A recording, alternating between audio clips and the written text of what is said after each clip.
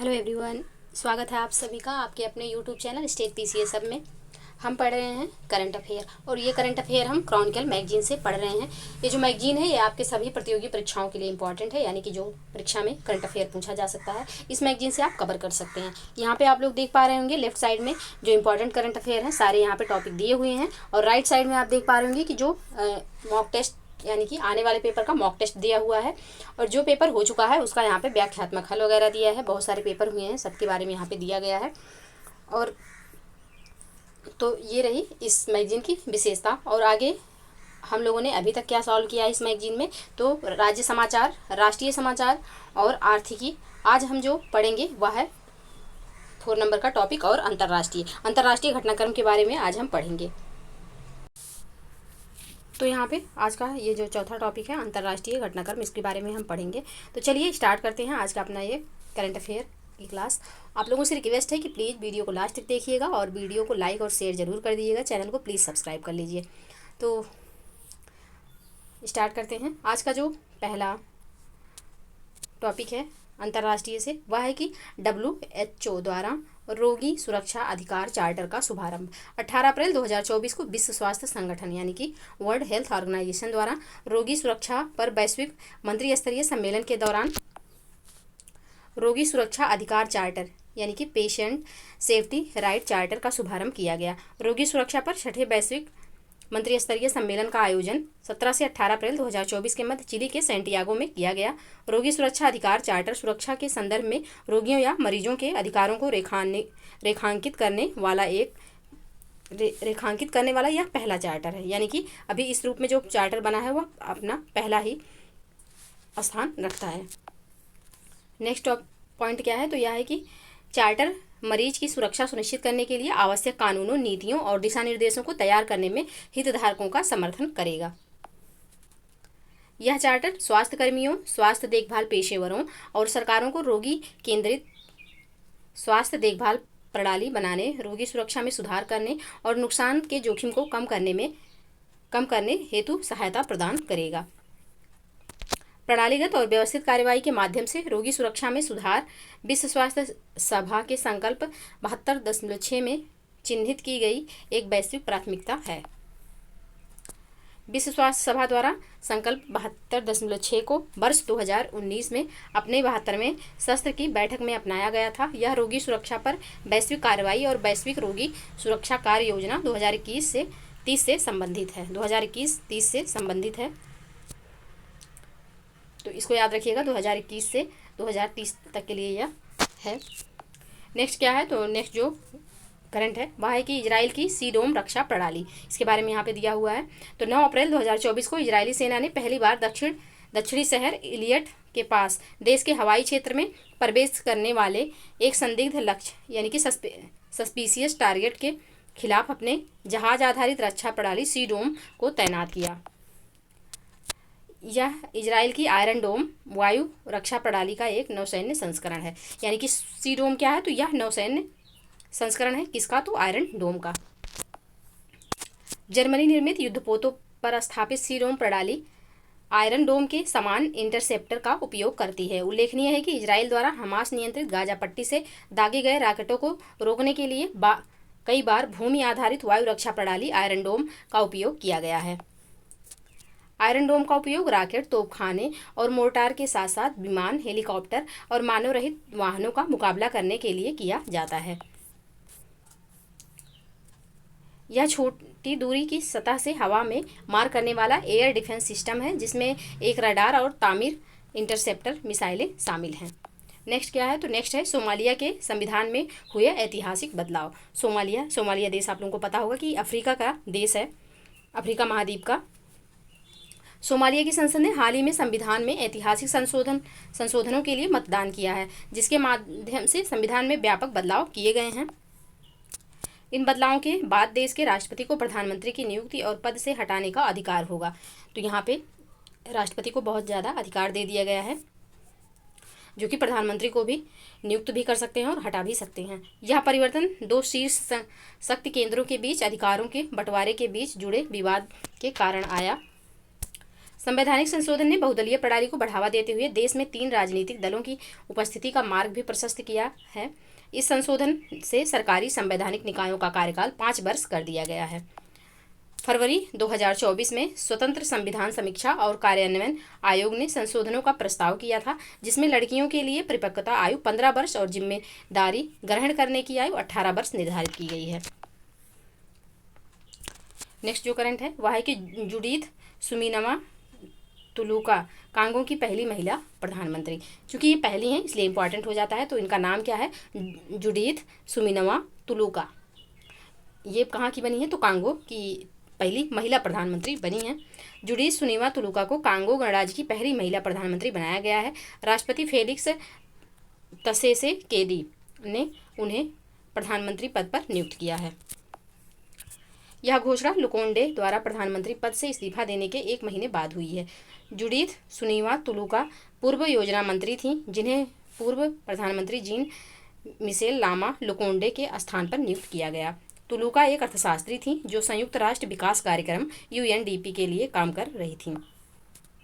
तुलुका Congo की राष्ट्रीय राजधानी किंशासा की शांति के एकीकरण और लोकतंत्र के सुदृढ़ीकरण स्तंभ के समन्वयक के रूप में कार्य कर रही थीं। उन्होंने प्रेसिडेंशियल स्ट्रेटेजिक मॉनिटरिंग काउंसिल के उप समन्वयक के रूप में भी काम किया। नेक्स्ट जो करंट अफेयर न्यूज है वह है कि अल सीसी तीसरी बार मिस्र के राष्ट्रपति बने। तो मिस्र में अब्देल फतेह अल सीसी ने 2 अप्रैल 2024 को तीसरी बार राष्ट्रपति पद की शपथ ली। सीसी ने दिसंबर 2023 में लगभग 90% मतों के साथ राष्ट्रपति चुनाव जीता था। अल सीसी विगत 9 वर्ष से मिस्र के राष्ट्रपति हैं। अब वह अगले 6 वर्ष तक के लिए इस पद पर बने रहेंगे। मिस्र में वर्ष 2019 में संविधान संशोधन के जरिए राष्ट्रपति के कार्यकाल को 4 वर्ष से बढ़ाकर 6 वर्ष कर दिया गया था। अल सीसी 2014 में पहली बार लोकतांत्रिक रूप से निर्वाचित हुए थे। उसके बाद 2018 में चुनाव जीता। अल सीसी मिस्र सेना के पूर्व प्रमुख और रक्षा मंत्री भी रह चुके थे। तो यहाँ पे देखिए मिस्र में जो पहले था यानी कि 2019 से पहले तो 4 वर्ष का कार्यकाल राष्ट्रपति का होता था। अभी जो 2019 में संशोधन किया गया इसमें और ये 6 वर्ष कर दिया गया। तो भारत में जो राष्ट्रपति का कार्यकाल है वह कितने वर्ष का है, तो वह 5 वर्ष का होता है और अमेरिका में वही 4 वर्ष का होता है। तो इसको याद रखिएगा। नेक्स्ट जो करंट है वह है कि भारत ने फिलीपींस को सौंपी ब्रह्मोस मिसाइल्स। 19 अप्रैल 2024 को भारत ने 2022 में हस्ताक्षरित $375 मिलियन के सौदे के तहत फिलीपींस को ब्रह्मोस सुपरसोनिक क्रूज मिसाइल सौंपी। ब्रह्मोस एरोस्पेस प्राइवेट लिमिटेड यानी कि BAPL ने 28 जनवरी 2022 को फिलीपींस गणराज्य के राष्ट्रीय रक्षा विभाग के साथ एक औपचारिक अनुबंध पर हस्ताक्षर किए थे। भारतीय वायुसेना इंडियन एयरफोर्स ने फिलीपींस को ब्रह्मोस मिसाइल की डिलीवरी C-17 ग्लोब मास्टर विमान के जरिए की। याद रखिएगा कौन से विमान के जरिए फिलीपींस को ब्रह्मोस मिसाइलें भेजी गईं, तो यह C-17 ग्लोब मास्टर विमान के जरिए।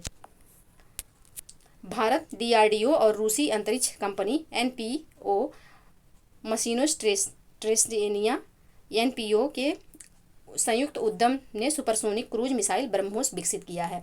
और ब्रह्मोस जो नाम है ये ब्रह्म जो है ये ब्रह्मपुत्रा नदी को इंडिकेट करता है और मोस जो है यह रूस की मॉस्कोवा नदी को इंडिकेट करता है।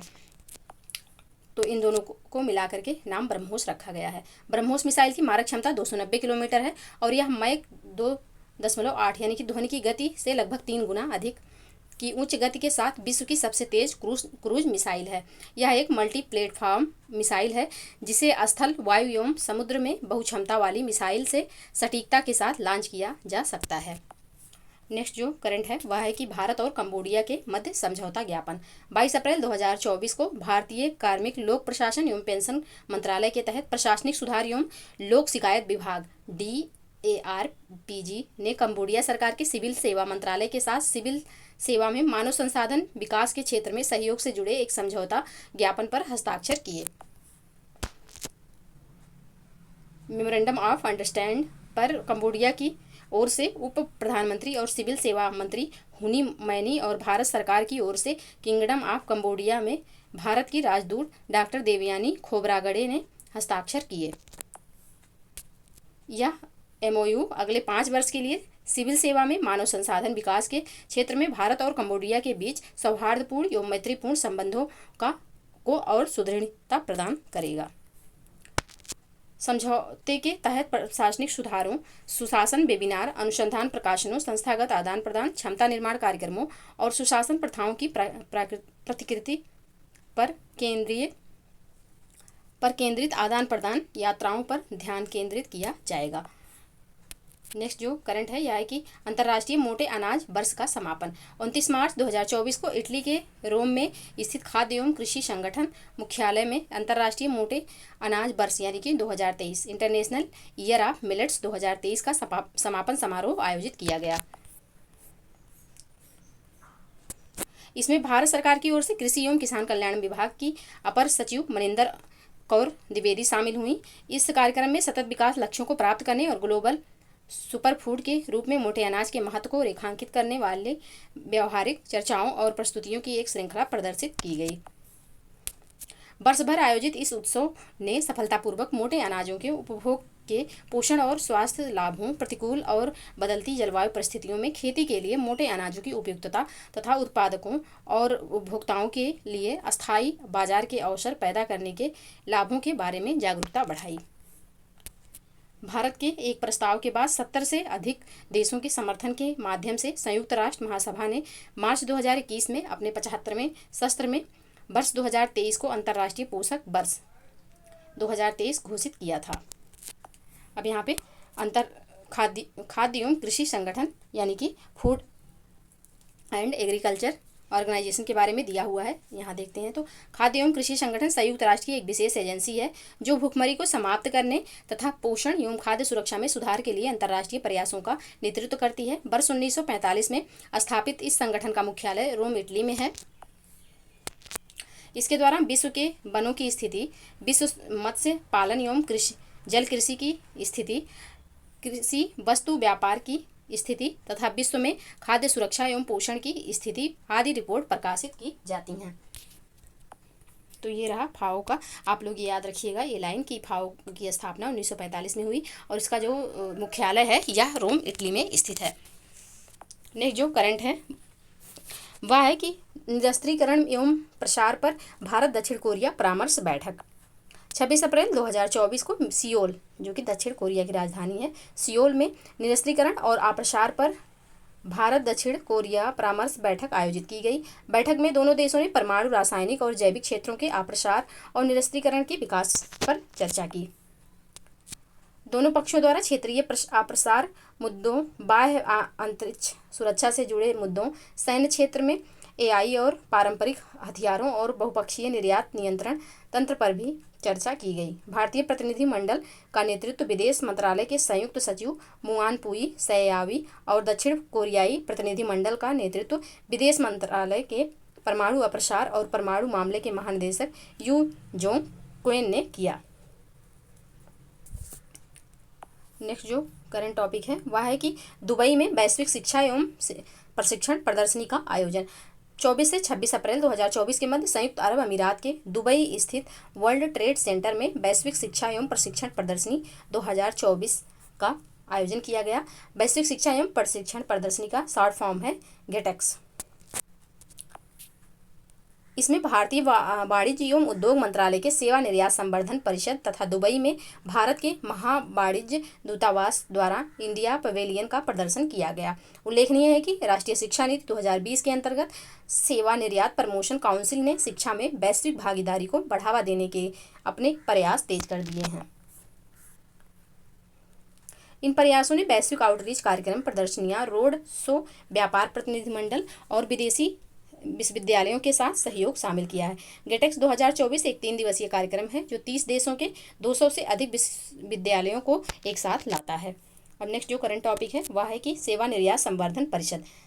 वाणिज्य एवं उद्योग मंत्रालय द्वारा स्थापित सेवा निर्यात संवर्धन परिषद यानी कि SEPC को भारत के सेवा क्षेत्र के लिए वैश्विक व्यापार अवसरों को सुविधाजनक बनाने का काम सौंपा गया है। यह एक सर्वोच्च व्यापार निकाय है जो भारतीय सेवा निर्यातकों को सुविधा प्रदान करता है। एक सलाहकार निकाय के रूप में यह भारत सरकार की नीतियों के निर्माण में सक्रिय रूप से योगदान देता है तथा सेवा उद्योग एवं सरकार के बीच एक इंटरफेस के रूप में कार्य करता है। नेक्स्ट जो टॉपिक है करंट का वह है कि विश्व ऊर्जा कांग्रेस का 26वां संस्करण 22 से 25 अप्रैल 2024 के मध्य नीदरलैंड के रॉटरडैम में विश्व ऊर्जा कांग्रेस के 26वें संस्करण का आयोजन किया गया। कहाँ पे किया गया? तो नीदरलैंड के रॉटरडैम में। विश्व ऊर्जा परिषद तथा नीदरलैंड के आर्थिक मामलों और जलवायु नीति मंत्रालय द्वारा इस सम्मेलन की सह मेजबानी की गई। इसके अंतर्गत एक मंत्री स्तरीय गोलमेज सम्मेलन भी आयोजित किया गया, जिसमें दुबई में हुए COP28 जलवायु परिवर्तन सम्मेलन के महत्वपूर्ण रूप से अत्यंत प्रभावकारी रहने वाले संदर्भों पर चर्चा की गई। 26वीं विश्व ऊर्जा कांग्रेस का विषय जो था, लोगों और ग्रह के लिए ऊर्जा को नया स्वरूप देना इंपॉर्टेंट है। लोगों और ग्रह के लिए ऊर्जा को नया स्वरूप देना इसका विषय था, जिसका उद्देश्य अप्रत्याशितता के बीच वैश्विक ऊर्जा संक्रमण को आकार देना था। यह संस्करण प्रथम विश्व ऊर्जा कांग्रेस के 100 वर्ष पूरे होने के जश्न के रूप में मनाया गया। भारत ने इस सम्मेलन में अपनी नवीन प्रौद्योगिकियों और बिजली उत्पादन प्रथाओं का प्रदर्शन किया। विश्व ऊर्जा कांग्रेस विश्व का सबसे लंबे समय से स्थापित ऊर्जा कार्यक्रम है, जिसने एक सदी से वैश्विक ऊर्जा एजेंडे को आकार दिया है। यह सरकार से सरकार संवाद के उच्चतम स्तर को सक्षम बनाता है और सभी आकारों के व्यवसायों और समुदायों को एकजुट करता है। अब यहाँ पे विश्व ऊर्जा परिषद के बारे में देखते हैं, WEC।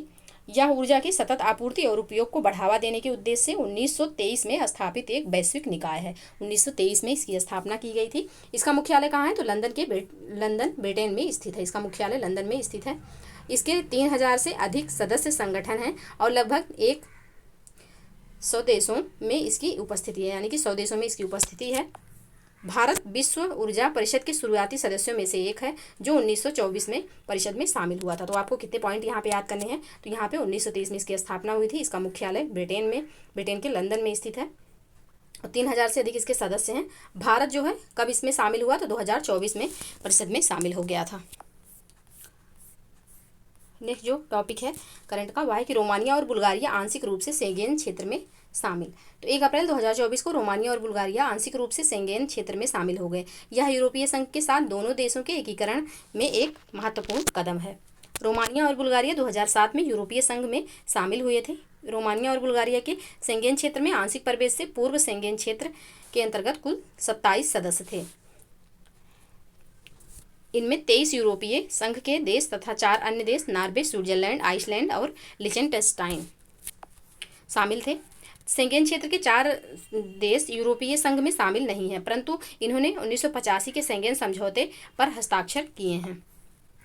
शेंगेन क्षेत्र 420 मिलियन से अधिक लोगों की आबादी और 43,12,099 वर्ग किलोमीटर का क्षेत्र शामिल है। शेंगेन समझौते पर 14 जून 1985 को लग्जमबर्ग के शेंगेन शहर, ये याद रखिएगा कि जो ये शेंगेन शहर है ये लग्जमबर्ग में स्थित है, के पास तत्कालीन यूरोपीय आर्थिक समुदाय के 10 सदस्य देशों ने 5 बार हस्ताक्षर 10 सदस्य देशों में से 5 द्वारा हस्ताक्षर किए गए थे। शेंगेन क्षेत्र अंतर्राष्ट्रीय यात्रा उद्देश्यों के लिए एक क्षेत्राधिकार की तरह संचालित होता है। शेंगेन क्षेत्र के भीतर प्रतिदिन लगभग 3.5 मिलियन लोग आंतरिक सीमा पार करते हैं।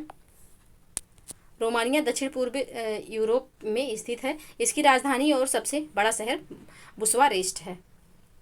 बुल्गारिया यूरोप के बाल्कन क्षेत्र में स्थित है, जिसकी सीमा उत्तर में रोमानिया और दक्षिण में तुर्की से लगती है। इसकी राजधानी और सबसे बड़ा शहर सोफिया है, यानी कि बुल्गारिया की राजधानी सोफिया है। नेक्स्ट जो टॉपिक है करंट का, वह है कि भारत ने गुयाना को 2 ड्रोनियर 228 विमान सौंपे। 1 अप्रैल 2024 को गुयाना के राष्ट्रपति मोहम्मद इरफान अली ने जानकारी दी कि भारतीय कंपनी हिंदुस्तान एरोनॉटिक्स लिमिटेड यानी कि HAL ने गुयाना रक्षा बल को 2 ड्रोनियर 228 विमान सौंपे। ये विमान 2 बोइंग C-17 ग्लोबमास्टर सैन्य परिवहन विमानों पर सवार होकर गुयाना के चेट्टी जगन अंतर्राष्ट्रीय हवाई अड्डे पर पहुंचे। ये विमान कैरेबियाई देश गुयाना को दूरदराज के क्षेत्रों को जोड़ने, चिकित्सा, निकासी, आपदा प्रतिक्रिया में सहायता करेंगे। इन विमानों की खरीद के संबंध में 15 मार्च 2024 को गुयाना के वित्त मंत्री और एग्जिम बैंक के डिप्टी GM के बीच एक समझौते पर हस्ताक्षर किए गए थे। ये विमान भारत से गुयाना को दी जाने वाली क्रेडिट लाइन का हिस्सा हैं। मार्च 2024 में भारतीय निर्यात आयात बैंक यानी कि एग्जिम बैंक ने गुयाना को 23.37 मिलियन अमेरिकी डॉलर की क्रेडिट लाइन की सुविधा प्रदान की। इस क्रेडिट लाइन का उद्देश्य गुयाना के रक्षा बलों के लिए भारत से 2 विमान खरीदना था। तो ये रहा अंतर्राष्ट्रीय मुद्दा, जितना भी करंट न्यूज़ में था अंतर्राष्ट्रीय घटनाक्रम से संबंधित, उनको हमने सॉल्व किया। आप लोग प्लीज़ वीडियो को लाइक और शेयर कर दिया करें, चैनल को प्लीज़ सब्सक्राइब कर लीजिए, क्योंकि बहुत ज़्यादा मेहनत लगती है वीडियो बनाने में, और जब बहुत थोड़ा सा भी वो आता है तो फिर बिल्कुल भी डिमोटिवेट हो जाता है इंसान, कुछ करने का मन नहीं करता। इसलिए प्लीज़ आप लोग वीडियो को लाइक और शेयर जरूर कर दिया करें, चैनल को प्लीज़ सब्सक्राइब कर लीजिए। मिलते हैं नेक्स्ट वीडियो में, तब तक के लिए पढ़ते रहिए, स्वस्थ रहिए। जय हिंद, जय भारत।